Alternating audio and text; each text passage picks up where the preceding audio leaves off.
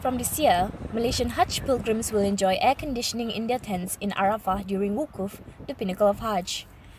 This will be a welcome respite for them in the searing desert heat and is one among several improvements to ensure a more comfortable Masyair feast this year. Previously, the tents in Arafah were only equipped with mist fans, and this was not entirely effective in keeping pilgrims cool, especially now that the Hajj season is during the hot summer months.